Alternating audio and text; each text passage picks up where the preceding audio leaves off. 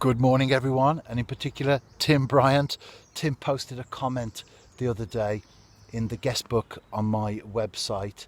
Thanks for the comments, Tim. I did reply there, of course, but I said that the next time I was out tench fishing in the way that I am, I would run through the question that you asked. It's about bite detection, and what better way to do it than to get the phone right now and run along the rod. And who knows, I might even get a bite while I'm talking. We shall see. And I have. And can you believe it? You can't stage these things, can you?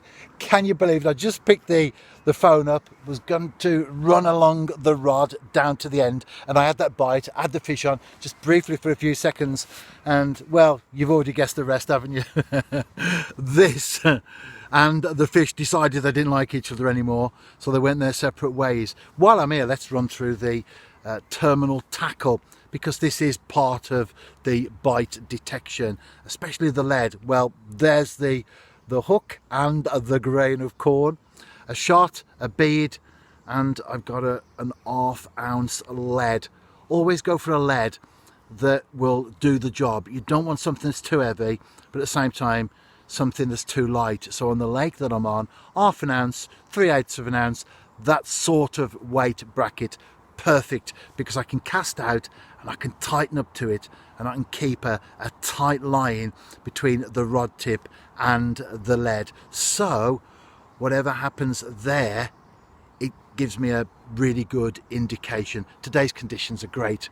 No wind at all, very calm surface, feeding bubbles out there, and I'll be casting out again in due course. And I'm going to wrap up by talking through the rest of the bite detection process. Well, there's the rod itself, so you can see barbel special, but absolutely great for this type of fishing. In fact, I use it for chub, perch when I'm after bigger perch at distance on a lake or a reservoir. Great rod. I don't know about you, but I haven't got a rod for every single thing that I do. For example, a canal float rod for perch, a canal float rod for roach, a canal float rod for bream. You would end up with more rods than a tackle shop, and I've got a lot as it is. So you tend to use a rod for a number of different purposes, and this one does cover a wide variety of uses. Right, let's cast out and I'll tighten up and show you the process. The lead is settled. Now I'm just gently turning the handle so that I'm in direct contact with the lead itself. As I tighten the reel handle, you've got the gentle movement, the little tap on the end of the rod. So that's now in place, and I'm waiting for the bite. I'm starting to get movement immediately. Now, of course, when you're tench fishing, due to the size of the fish, the fact that they are shoal creatures, they get their heads down, you do get a lot of liners, but you learn to detect when it's a liner and when it's an actual bite. And at the moment, they are liners, I can tell. And I'm holding the phone in one hand. Just a gentle pluck. Sometimes you do get more obvious bites. On this occasion though, gentle pluck. It's about being alert. I struck, I played, I netted, and here it is. You learn after a while, don't you? When it's a liner and when it's a bite, when to strike and when not to.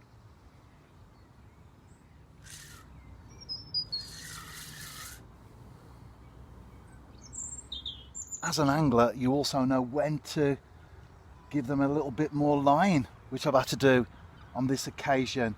It's a balance, isn't it? A fine balance sometimes, especially if you've got snags in the venue.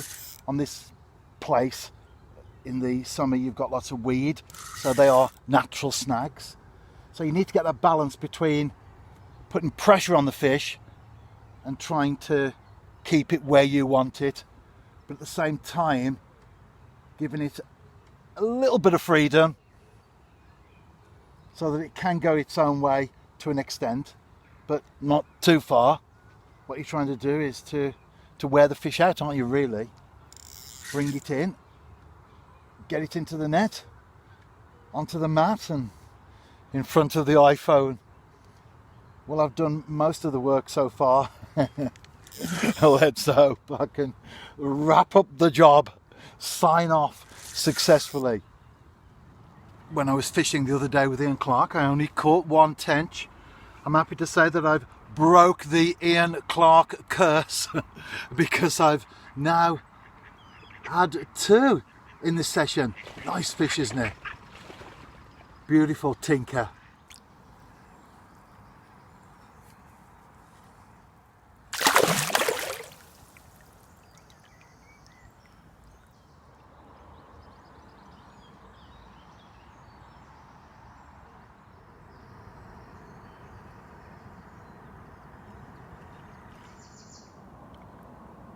You can see the hook and the grain of corn there in proportion to the mouth of the tench.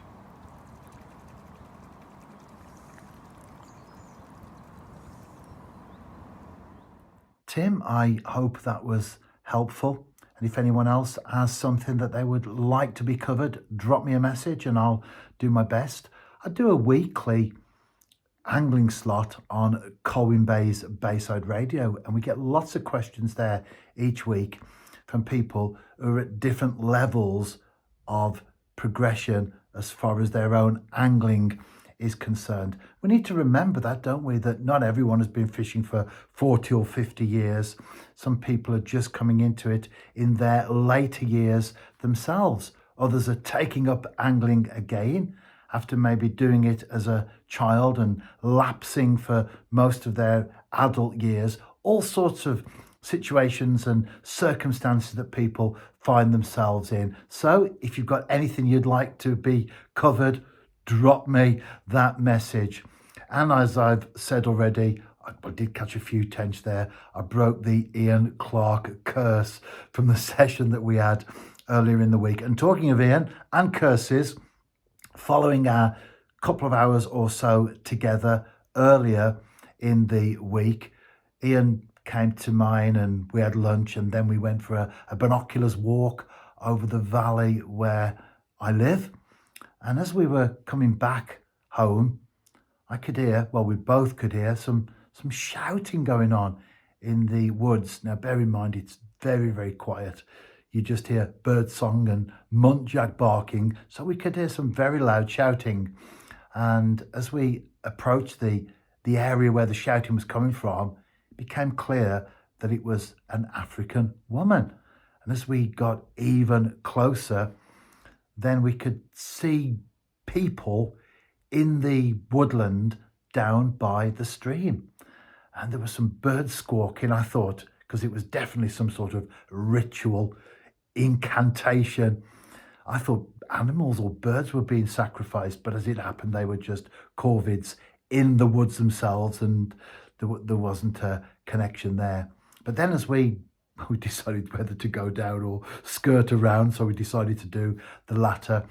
And as we made our way onto the lane itself, the people had finished their incantation stroke ritual. They were making their way back up onto the lane where a car was parked. And you then began to piece things together because it was quite obvious. They'd been in the stream, or one of them, the man with them, had been in the stream because he'd now put his clothes on, but he was very wet, and he got a pair of wet shorts in his hand, and there was a bucket, and actually he was drinking from the bucket, the water from the stream. But putting two and two together, he'd been in the stream, they'd been tipping water over him in some sort of a ritual, and then when they'd finished, they'd gone back to the car. So, talking of curses, I broke the one curse and we came across another.